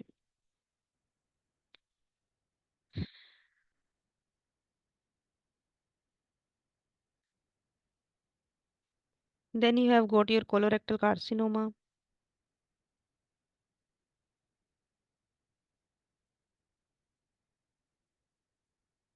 Colorectal carcinoma is also very important. Colorectal carcinoma जो है, अब आपको इसमें बताना चाहिए कि it is the second most common cause of death. Cancer related deaths में सेकंड मोस्ट कॉमन कॉज है। कॉलन 2/3 जो कोलोरेक्टल कैंसर है ये कॉलन में होता है, कॉलन में 2/3 होता है, रेक्टम में 1/3 होता है। 50 साल से ऊपर पेशेंट प्रेजेंट करते हैं। रिस्क फैक्टर्स में इसके रेड मीट है जो, और मीट के प्रोसेस्ड मीट प्रोडक्ट्स हैं, red meat, processed meat products जिनमें आपके पास नाइट्रोसो कंपाउंड्स हो या हीम कंपाउंड्स हो, dietary animal fat, smoking, alcohol, cholecystectomy अगर किसी की हुई है तो उस पेशेंट में भी there is increase risk of colorectal carcinoma. आप देखें, आपको पता है कि कोलिसिस्टेक्टमी कितने पेशेंट्स की होती है। सो कोलिसिस्टेक्टमी के साथ किस कैंसर का रिस्क ज्यादा हो जाता है? सो इसका आंसर क्या है? With cholecystectomy there is increased risk of colorectal carcinoma. Ulcerative colitis में कोलोरेक्टल कार्सिनोमा हो सकता है। सो कोलोरेक्टल कार्सिनोमा के रिस्क में अगर कोई डिजीज पूछी जाए तो अल्सरेटिव कोलाइटिस याद रखें, कोलिसिस्टेक्टमी याद रखें, alcohol, animal dietary animal fat और रेड मीट के साथ। अब इसकी डिफरेंट फॉर्म्स हैं। कोलोरेक्टल कैंसर जो है ना, इसकी फॉर्म्स हैं। ये एन्युलर हो सकता है, it can B annular, it can B tubular, it can B ulcer, it can B cauliflower like. ठीक है। और most often colorectal cancer rise from the left colon, left colon में होते हैं, यूजुअली रेक्टम में। रेक्टल ब्लीडिंग के साथ आते हैं, बोवल हैबिट चेंज हो जाती है, रेक्टल ब्लीड के साथ आते हैं। मोस्ट कॉमनली, अब इसमें पोर्टल वेन में इसका स्प्रेड याद रखना है। कोलोरेक्टल कैंसर हेमाटोजेनस स्प्रेड जो है ये लिवर में चला जाता है वाया पोर्टल वेन। इसमें ड्यूक स्टेजिंग सिस्टम है, there is Duke staging system. और ड्यूक्स में आप देखें यहाँ पे Duke A B C and D है। सो ड्यूक ए जो होता है, जो ड्यूक डी स्टेज है ना, आपने याद रखना है, ये Dukes, this is the name of the person who, जिसने ये स्टेजिंग जो है उसको किया था। ठीक है, ये स्टेजिंग जिसने की थी वो, उस पर्सन का नाम था ड्यूक। और उसने स्टेज डी को खुद कभी डिफाइन नहीं किया। Stage D is not from Duke, ये उसके बाद खुद इन्होंने जो है ना इन्वेंट किए, या जो भी है, स्टेज डी बाद में है। सो ड्यूक ने स्टेज डी कभी भी नहीं बताई थी। उसने ए बी सी 3 स्टेजेस का बताया था। स्टेज ए में उसने कहा था कि कार्सिनोमा में देर इज इन्वेजन लेकिन मस्कुलरिस प्रोप्रिया ब्रीच नहीं हुआ, कि कार्सिनोमा इन साइटू है, that is limited only to mucosa और सब म्यूकोजा। फिर ड्यूक्स बी था, उसमें था कि इन्वेजन बोवल वॉल से हो गई है लेकिन लिम्फ नोड्स को इन्वॉल्व नहीं कर रहा। सो देर इज इन्वेजन लेकिन अभी कार्सिनोमा इन साइटू है। यहाँ पे बी में इन्वेजन भी है और वॉल को ब्रीच कर लिया लेकिन इन्वॉल्व नहीं करा अभी लिम्फ नोड्स को। सी में there is involvement of lymph nodes. और ड्यूक डी का मतलब है मेट्स। अब आप देखो, ड्यूक ए में सिर्फ सर्जरी करनी है, ड्यूक बी में सर्जरी करके रेडियो करनी है, ड्यूक सी में surgery plus chemo and radio में भी नीडेड। जो ड्यूक डी होता है उसमें सर्जरी करेंगे टू रिमूव द ट्यूमर और बाईपास एंड ऑब्स्ट्रक्टिंग ट्यूमर और palliative chemo and radio for symptom relief. Then there is refeeding syndrome. अब रीफीडिंग सिंड्रोम में क्या होता है? It describes the metabolic abnormality. जो आप अगर एक पर्सन को फीडिंग स्टार्ट करवाते हैं ना, एक पीरियड ऑफ स्टारवेशन के बाद, तो रीफीडिंग सिंड्रोम होता है। तो refeeding syndrome is a metabolic abnormality, ये मेटाबॉलिक डिसफंक्शन है जो उन पेशेंट्स में होता है जिनको आफ्टर प्रोलॉन्ग्ड स्टारवेशन आपने फीडिंग स्टार्ट करवाई है, रीफीडिंग। ठीक है, पहले वो लंबे अरसे के लिए स्टारवेशन में रहे और अब आपने उनकी रीफीडिंग जो है ना उसको कंसीडर कर लिया, तो उन पेशेंट्स में मेटाबॉलिक एबनॉर्मेलिटीज होंगी। अब ये मेटाबॉलिक एबनॉर्मलिटीज क्या होती हैं? इनमें आपने देखना है कि हाइपो हाइपो हाइपो हो रहा है, चीजें कम हो रही हैं। ठीक है, सबसे पहले तो आप ये याद रखें कि चीज इसमें कम होनी है, मेटाबॉलिक एबनॉर्मलिटी जो होनी है। सबसे पहले जो चीज कम होगी that is your phosphate, hypophosphataemia. उसके बाद there is hypokalaemia, then there is so phosphate, potassium and magnesium. So phosphate, potassium and magnesium आपका कम हो गया, hypophosphataemia, hypokalaemia and hypomagnesaemia. There is abnormal fluid balance as well, fluid balance भी abnormal हो जाएगा। सो रीफीडिंग syndrome में आपको चार बातें आनी चाहिए। मेटाबॉलिक abnormality, और ये किन पेशेंट्स में होता है? जिनको प्रोलॉन्ग स्टारवेशन के बाद आपने रीफीडिंग स्टार्ट की तो पेशेंट में मेटाबॉलिक abnormalities आ जाती हैं। Number one is hypophosphatemia, then hypokalemia and hypomagnesemia, and there is abnormal fluid balance. इन abnormalities की वजह से there it can lead to organ failure, organ failure की तरफ पेशेंट जाना शुरू हो जाता है। सो अब इसकी प्रिवेंशन में जो आपकी क्लिनिकल है, National Institute of Clinical Excellence है, नाइस गाइडलाइंस हैं, there are patients are considered high risk if one or more of the following is present. जैसे अगर पेशेंट जो है उसका बीएमआई 16 किलोग्राम पर मीटर स्क्वायर से कम है, 16 से अगर किसी का बीएमआई कम है तो आप उस पेशेंट में रीफीडिंग सिंड्रोम का रिस्क बढ़ जाता है, तो आप कॉशियस हो जाएं। अगर पेशेंट का unintentional weight loss greater than 15% है ओवर 3 to 6 months, अगर nutritional intake greater than 10 days में लिटल है, हाइपोकलीमिया पेशेंट को, हाइपोफॉस्फेटीमिया और हाइपोमैग्नीसीमिया फीडिंग से पहले ही। सो जो मेटाबॉलिक एबनॉर्मलिटी होनी है वो ही पहले ही है, या न्यूट्रिशनल इनटेक उसका ग्रेटर देन 10 डेज पे बहुत कम है, या अनइंटेंशनल वेट लॉस है, बीएमआई 16 से कम है। सो नाइस रिकमेंड करता है कि if a patient has not eaten for greater than 5 days, aim to refeed at no more than 500। इन्होंने आगे से जो है ना वो ठीक है, ये मैं देख के बता दूंगी आपको। ठीक है, ये जो इधर कट हुआ हुआ है ना, ये मैं आपको इसको सेंड कर दूंगी ग्रुप में कि उनमें नाइस गाइडलाइंस क्या रिकमेंड करती हैं। तो उसके बाद आप देखें लिवर की डिजीजेज हैं। So what are the disease of liver? अच्छा, आप लोगों ने बुक खोली होगी फास्ट एड, आप उसमें से लिखते हैं, इसमें चैट बॉक्स में लिखें क्या लिखा हुआ है इसमें, नाइस क्या रिकमेंड करता है।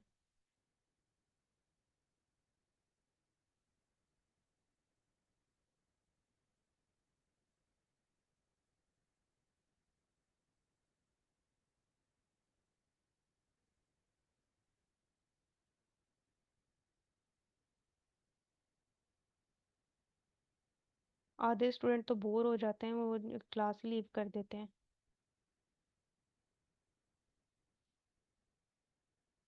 अब लिवर की डिजीज करने से पहले हम थोड़ी सी ब्रेक ले लेते हैं 5 मिनट्स की।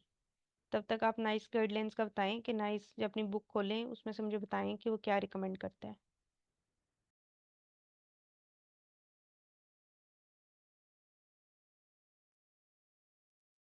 ये नाइस गाइडलाइंस कहाँ लिखी हुई हैं? डिजीज ऑफ लीवर में तो नजर नहीं आ रहा मुझे। नहीं नहीं, डिजीज ऑफ लिवर में नहीं, ऊपर देखें रीफीडिंग सिंड्रोम में। अच्छा, रीफीडिंग में, ठीक है। हाँ। मैम मैंने मेंशन किया है चैट में।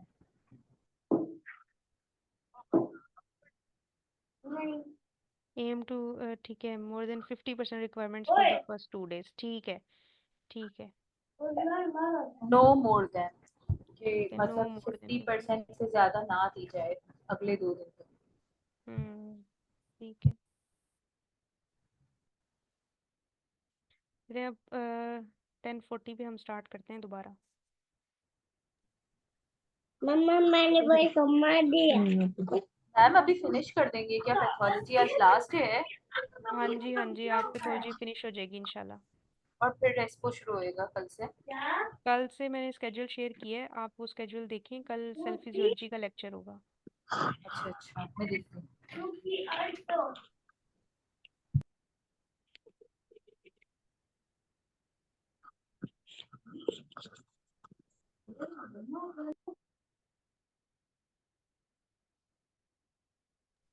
10:40 पे रिज्यूम होगा ना? हाँ जी, चीज़ें समझ आई हैं जो मैंने पढ़ाई हैं? जी समझ रही हूँ। तो आपको अगर थ्योरी समझ आती जाएगी ना तो आप देखो, हाइलाइटर रखा करो आप सब ना पास। जब मैं कोई चीज़ किसी टॉपिक में से हाईलाइट करवा दूँ ना तो उसका मतलब है वो इम्पोर्टेंट है। वो आपने लाजमी करनी है, वो एमसीक्यू पॉइंट ऑफ व्यू से इम्पोर्टेंट है ना, आपको वो उस टॉपिक में से वो बात पता होनी चाहिए।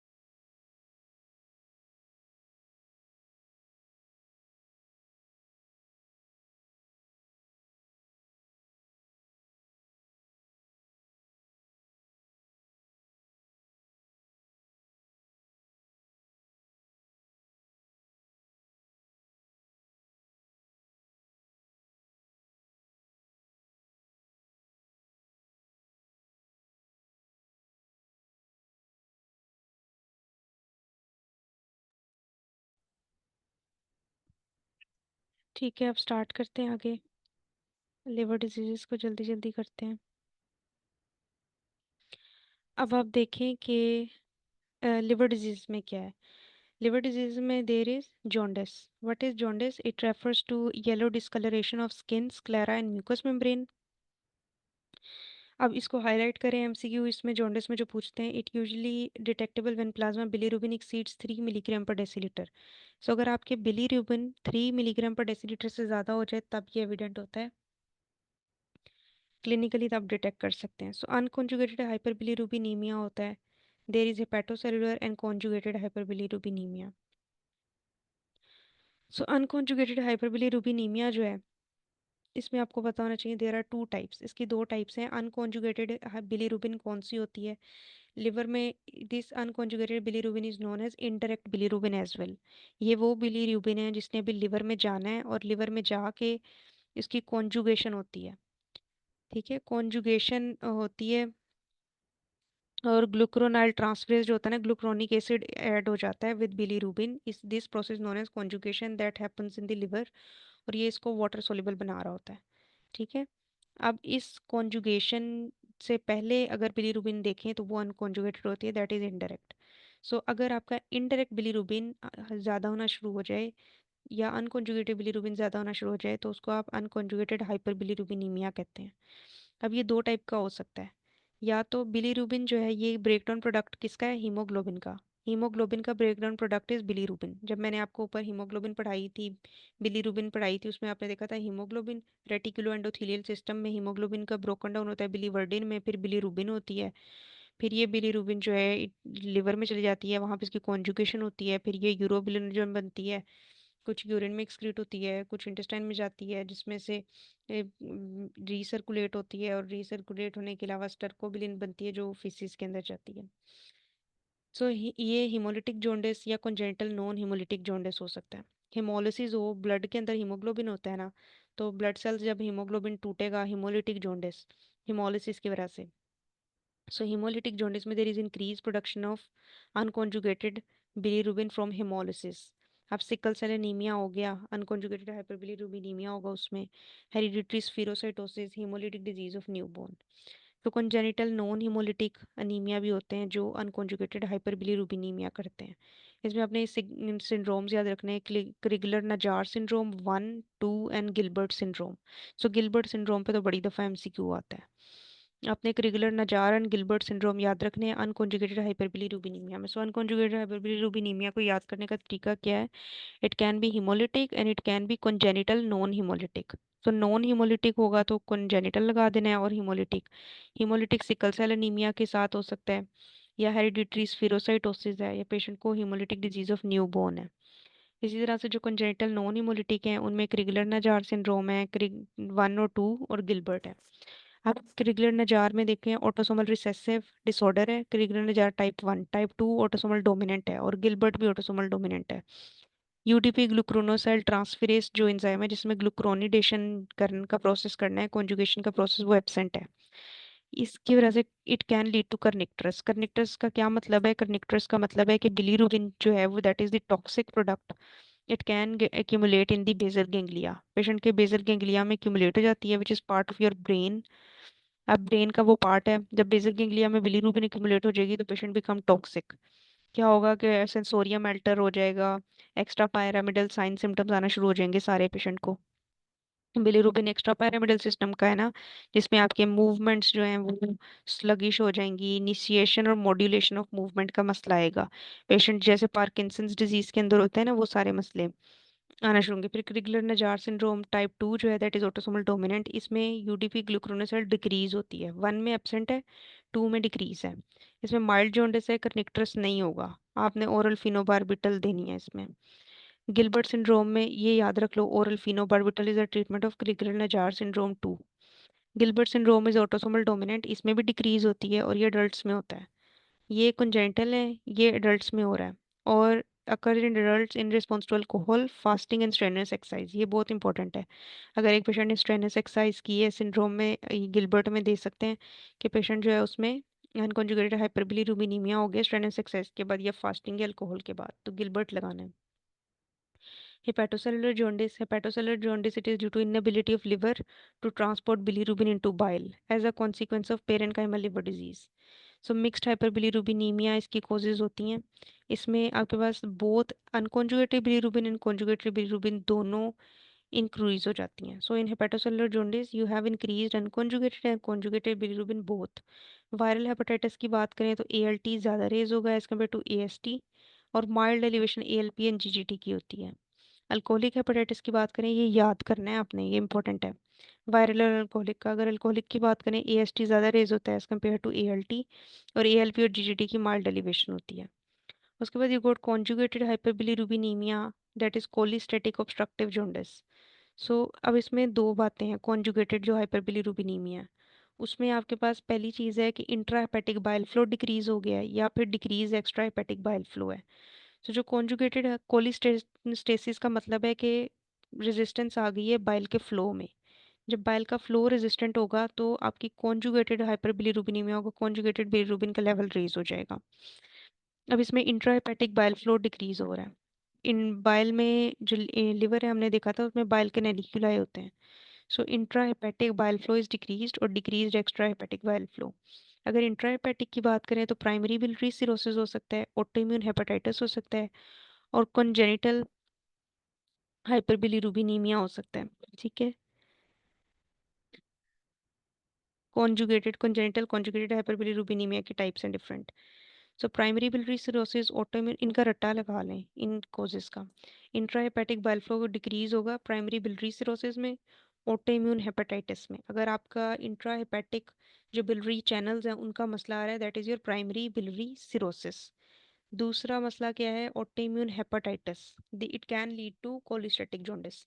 तीसरा है ऑटोइम्यून congenital causes कुछ, that is Dubin Johnson and Rotor syndrome. So Dubin Johnson में क्या होता है? Bilirubin transport is defective, liver black हो जाएगा, डार्क पिगमेंट ग्रेन्यूल डिपोजिशन होती है. तो ड्यूबिन जॉनसन में लिवर काले रंग का हो जाता है. रोटर में भी ड्यूबिन जॉनसन जैसा होता है but there is no black liver.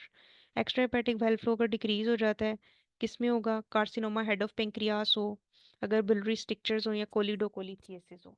तो carcinoma head of pancreas, choledocholithiasis and biliary structure. So दोनों का आपको पता होना चाहिए what are the causes of cholestatic jaundice. Number 1, decrease intrahepatic bile flow. Number 2, decrease extrahepatic bile flow.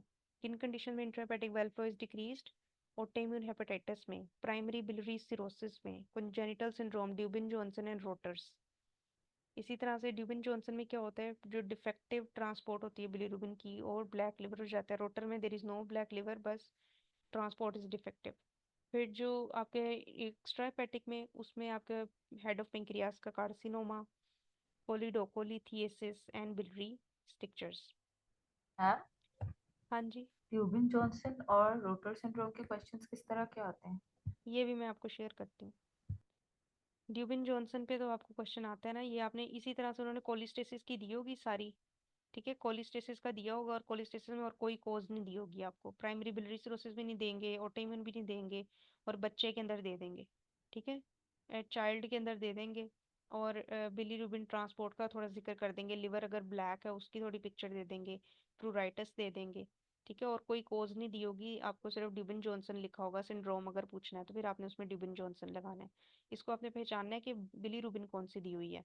So these are the causes of conjugated hyperbilirubinaemia. अगर तो आपको bilirubin उन्होंने अनकॉन्जुगेटेड दी है ना, इफ बिलीरुबिन इज अनकॉन्जुगेटेड, तो आपने क्रिगलर, नजार, Gilbert का सोचना है. अगर सिंड्रोम का अगर वो बात कर रहे हैं, अगर उन्होंने कॉन्जुगेटेड बिलीरुबिन दी है तो आपने डुबिन जॉनसन या रोटर का सोचना है. ठीक है, this is the difference. Conjugated दिए या अनकॉन्जुगेटेड दिए, और अगर कॉन्जुगेटेड दिए और साथ प्रूराइटिस के साइन सिम्टम भी दे दिए तो डायरेक्ट डुबिन जॉनसन पे जाएं. और अगर आपको पता लग रहा है कि ये कंजेनिटल कोई छोटे बच्चे के अंदर पूछ रहे हैं, प्राइमरी बिलियरी सिरोसिस जो है वो तो नहीं ना बच्चों में प्रेजेंट करेगा, ऑटोइम्यून हेपेटाइटिस भी नहीं इतनी जल्दी एज में प्रेजेंट कर रहा.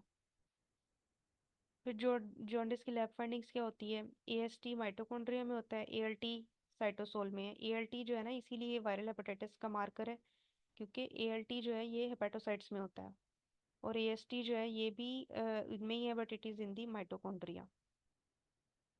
अनकॉन्जुगेटेड हाइपरबिलिरुबिनीमियास आप देखें इसके अंदर, आप अगर अनकॉन्जुगेटेड हाइपरबिलिरुबिनीमिया है तो AST एलिवेटेड है। एक्यूट अल्कोहलिक हेपेटाइटिस में आपने इन्होंने थोड़ा सा ना वो दिया हुआ है, हेपेटाइटिस जो अल्कोहलिक है ना उसमें AST आपने लगाना है। AST को रट्टा मार लें, अल्कोहल के लिए है, क्योंकि अल्कोहल जो होता है ना माइटोकॉन्ड्रियल टॉक्सिन होता है। Why AST for alcoholic? Alcohol is mitochondrial toxin and AST is present in mitochondria, so AST is more raise than ALT। Viral hepatitis में ALT is more raised than AST because virus causes liver cell necrosis. ALT is present in cytosol of liver cell. So AST के alcohol is mitochondrial toxin, so AST is more raised. ALT cytosol में है, और जो virus होता है ये more toxic होता है to liver cell. Then obstruction, इसमें ALP and GGT raised हो जाएगा। अगर ALP raised है और GGT भी raised है तो that is cholestatic jaundice। अगर सिर्फ ALP raised है, GGT normal है, तो सोर्स कोई और भी हो सकता है, बोन्स हो सकते हैं, ठीक है, कोई और, क्योंकि ALP तो मल्टीपल जो है कंडीशन जिनमें रेस्ड होता है, किडनी की डिजीजेस में, बोन के ट्यूमर्स में, प्रेगनेंसी में। तो अपने ये बात याद रखनी है। GGT जो होता है डिफ्रेंशिएट करता है टाइप ऑफ जॉन्डिस को। So this is very important, ये छोटा बॉक्स बहुत इंपॉर्टेंट है। Then hepatitis A B C D E, and alcoholic hepatitis and autoimmune hepatitis बहुत इंपॉर्टेंट है सारी। हेपेटाइटिस ए देखें, अब इसमें देखें सारे के सारे RNA वायरस हैं सिवाय हेपेटाइटिस बी के। हेपेटाइटिस बी DNA वायरस से होता है। ओरोफिकल रूट है हेपेटाइटिस ए का, हेपेटाइटिस ई का। जो हेपेटाइटिस बी है ये पारेंट्रल सेक्शुअल वर्टिकल भी होता है इसका, ये सी का भी पारेंट्रल है। हाईएस्ट फर्टिलिटी रेट जिसका है, ये भी MCQ में पूछते भी हैं, हाईली फर्टाइल हेपेटाइटिस डी है। अब हेपेटाइटिस ए में और हेपेटाइटिस ई में there is no chronic stage. Carrier stage hepatitis B में, सी में होती है, और इनमें क्रोनिक स्टेज भी होती है। Hepatitis D associated with hepatitis B. और हेपेटाइटिस ई जो होता है ये फल्मिनेंट हेपेटाइटिस को करता है इन प्रेग्नेंट वुमेन। इस पे मल्टीपल MCQs बने हुए हैं हेपेटाइटिस ई पे। अगर तो वो रिमोट एरिया दे के पूछते हैं कि पेशेंट को हो गया तो फिर आपने हेपेटाइटिस ए लगाना है। अगर प्रेगनेंसी दे के पूछ रहे हैं तो आपने हेपेटाइटिस ई लगाना है। लेकिन always remember in pregnancy hepatitis A is also the most common hepatitis.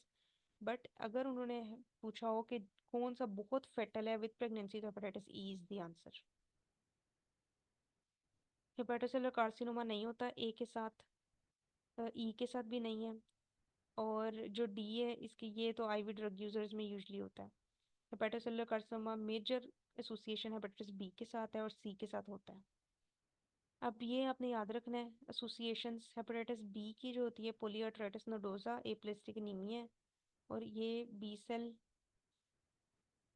Non Hodgkin lymphoma, ITP और ऑटोइम्यून हेमोलिटिक एनीमिया, ये याद कर लें। उसके बाद आते हैं ऑटोइम अल्कोहलिक हेपेटाइटिस। अल्कोहलिक हेपेटाइटिस में फैटी चेंज होगी, there is fatty change, focal liver cell necrosis, neutrophil infiltrates होंगे एंड इंट्रासाइटोप्लाज्मिक इंक्लूजन्स होती हैं, that is Mallory bodies, Mallory bodies होंगी। उसके बाद आते हैं ऑटोइम्यून हेपेटाइटिस। इसमें सीरम इम्यूनोग्लोबुलिन्स और anti smooth muscle antibodies raised हो जाएंगी। दिस इज एन MCQ कि एंटी स्मूथ मसल एंटीबॉडीज जो हैं वो रेज होती हैं ऑटोइम्यून हेपेटाइटिस। अब सीरोलॉजिकल पैटर्न्स देख लें, ये MCQ में पूछते हैं। अगर HbSAg भी पॉजिटिव है, HbEAg भी पॉजिटिव है, anti-HbC भी पॉजिटिव है IgM टाइप की, और anti-HB जो E है वो नेगेटिव है, anti-HbS नेगेटिव है, तो ये एक्यूट इन्फेक्शन है। ये आपने याद कर लेना, ठीक है, ये आप याद करें। अब इसकी इम्यूनाइजेशन दी हुई है आगे। ये 3 डोजेज होती हैं हेपेटाइटिस की, 0, 1 और 6 मंथ पे लगती हैं, and booster dose after 5 years। This is not important, ये कभी भी नहीं पूछा जाता।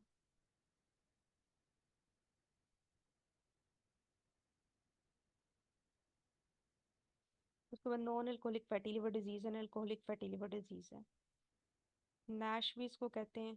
अब non alcoholic fatty liver disease के रिस्क फैक्टर्स क्या हैं? मेटाबॉलिक सिंड्रोम है, इंसुलिन रेजिस्टेंस अगर आ जाए, ओबेसिटी, फैटी इन्फिल्ट्रेशन होती है पेटोसाइट्स में। क्रिप्टोजेनिक सिरोसिस की मोस्ट कॉमन कोज है, so non alcoholic fatty liver disease is the most common cause of cryptogenic cirrhosis.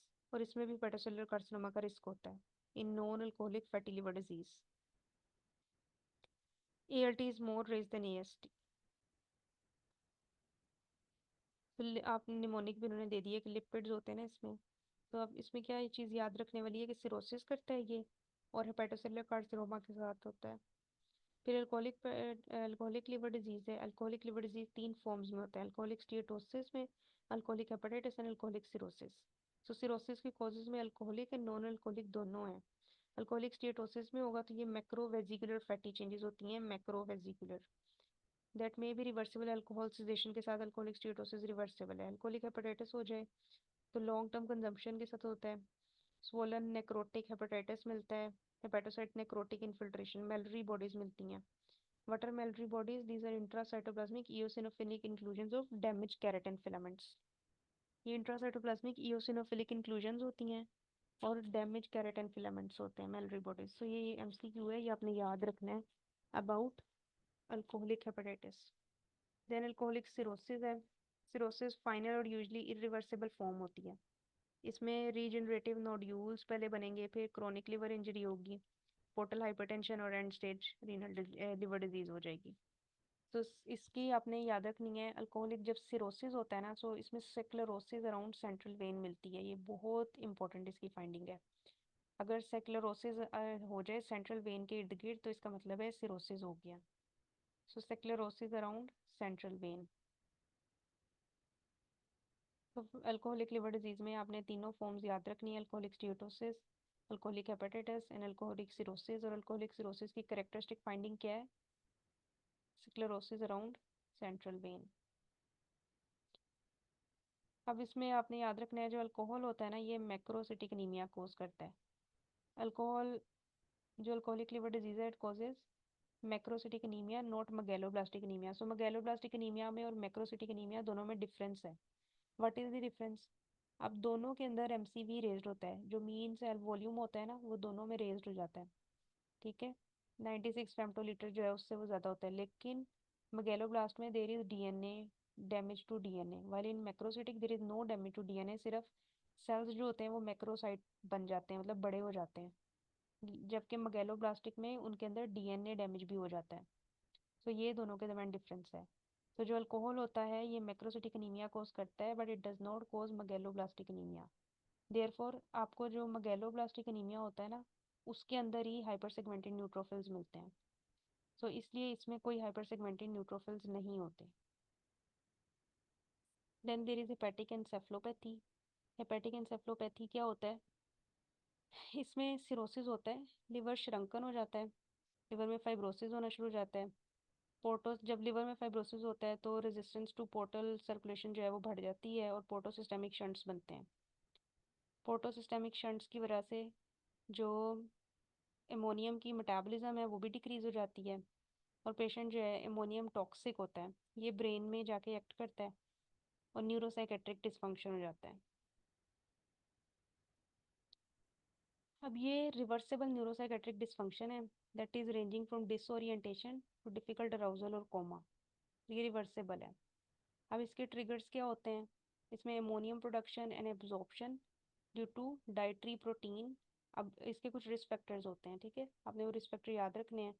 अगर एमोनियम प्रोडक्शन किन किन चीज़ों से ज़्यादा हो जाती है? अगर पेशेंट में इलेक्ट्रोलाइट इम्बैलेंस है, पेशेंट में जो सिरोसिस का पेशेंट है, सिरोसिस के पेशेंट में इलेक्ट्रोलाइट इम्बैलेंस हो जाए, अगर आपने कोई डायूरेटिक्स दिए हैं, पेशेंट डिहाइड्रेटेड हो गया।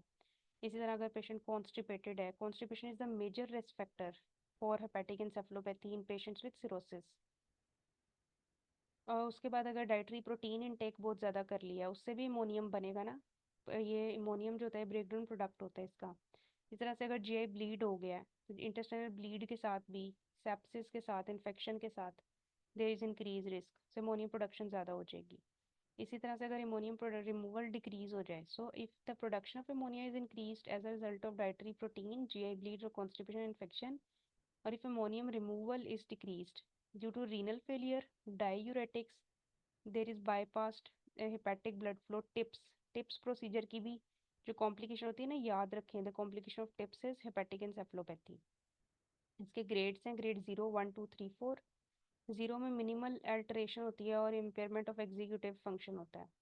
ग्रेड 1 में ड्राउजी होता है, स्लीप रिवर्सल हो जाता है, मतलब दिन में सोएगा और रात में जागेगा, इन्वर्जन और इंस्टेबिलिटी, पुअर कंसंट्रेशन होगी। स्टेज 2 में लेथार्जी और ड्राउजी होगा। स्टेज 3 जो है stupor, depressed conscious level arousable होता है। Stage 4 is coma.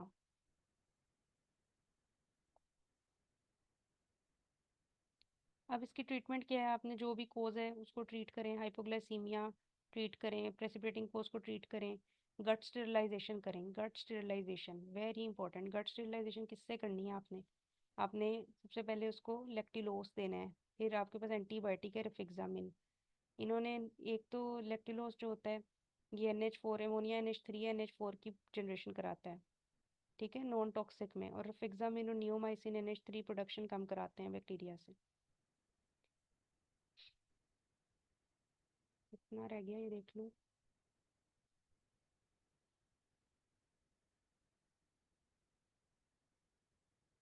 ये तो बहुत रहता है।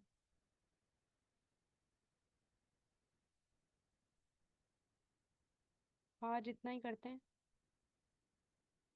बाकी फिर मैं कोई एक्स्ट्रा क्लास इसकी रखती हूँ, कल रख लेती हूँ या किसी ऑफ डे पे, ठीक है। जी ठीक है। ठीक है मैम।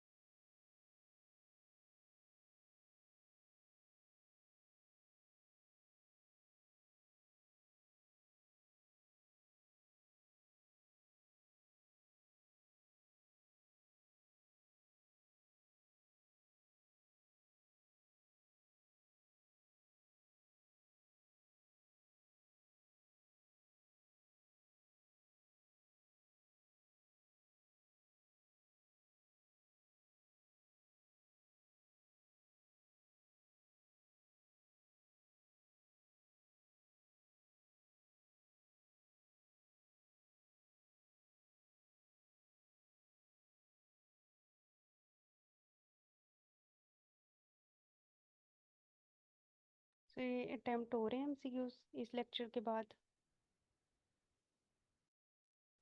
अब देखें, which of the following is the most common cause of cirrhosis world wide. So world wide cirrhosis की मोस्ट कॉमन कॉज क्या है?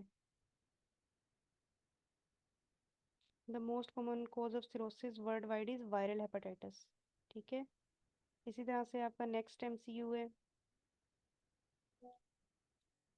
40 ईयर्स ओल्ड वुमेन प्रेजेंट कर रही है प्रोराइटिस, fatigue, elevated ALP, anti mitochondrial antibodies उसकी raised हैं। अब आपको एंटी माइटोकॉन्ड्रियल एंटीबॉडीज जो है ये प्राइमरी बिलियरी सिरोसिस में होती हैं, ठीक है। प्राइमरी बिलियरी सिरोसिस या प्राइमरी बिलियरी कोलिंजाइटिस। तो ये इसका आंसर है, एंटी माइटोकॉन्ड्रियल एंटीबॉडी है और प्रोराइटिस, ठीक है। उसके बाद प्राइमरी बिलियरी सिरोसिस आपका कोलिस्टेटिक जॉन्डिस होता है, और कोलिस्टेटिक जॉन्डिस में ही ये होता है। फिर प्रोराइटिस होता है। Which liver disease is corrected by deposition of copper in variant organs. तो इसका आंसर क्या है? विल्सन डिजीज है। केसर फ्लेशर रिंग्स विल्सन में होती हैं। हर्शबर्ग डिजीज में गैंग्लियोन सेल्स का मसला है। हर्शबर्ग डिजीज में आपके पास रेड प्रोटोन को जीन का मसला होता है। डाइवर्टिकुलोसिस कॉमन जो है सिग्मोइड कोलन में है। कॉम्प्लिकेशन ऑफ डाइवर्टिकुलोसिस जो परफोरेशन पेरिटोनाइटिस के साथ प्रेजेंट करती है उसको कहते हैं हम डाइवर्टिकुलाइटिस। इसी तरह से कोलोरेक्टल कैंसर है, most common site colorectal cancer की पूछी हुई है, तो आंसर इज रेक्टोसिग्मोइड जंक्शन। अब कौन सी tumour suppressor gene is most commonly mutated in sporadic colorectal cancer? अगर स्पोरेडिक कोलोरेक्टल कैंसर की बात पूछें तो आपने क्या आंसर लगाना है? APC, ठीक है। स्पोरेडिक कोलोरेक्टल कैंसर में correct answer is APC gene. Familial fap में उन्होंने पूछा हुआ म्यूटेशन कौन सी है, तो APC है। टुरकोट सिंड्रोम इज एसोसिएटेड विद। अब टुरकोट सिंड्रोम मैंने आपको बताया था, इसमें कोलोरेक्टल कैंसर होता है और साथ में ब्रेन ट्यूमर्स होते हैं। अगर गार्डनर का पूछें तो गार्डनर में आपने क्या लगाना है? गार्डनर में आपको पता है कि आपके ओस्टियोमास होते हैं, सॉफ्ट टिश्यू ट्यूमर्स होते हैं, और फैप का वेरिएंट होता है, उसमें हेमाटोमास मिलते हैं। तो गार्डनर जो है इसका आंसर है। फियोक्रोमोसाइटोमा नहीं होता, बाकी इसमें सारी चीज़ें होती हैं, ठीक है। चलें, ओके, अल्लाह हाफिज़। अब इंशाल्लाह इस पे एक और क्लास रखेंगे।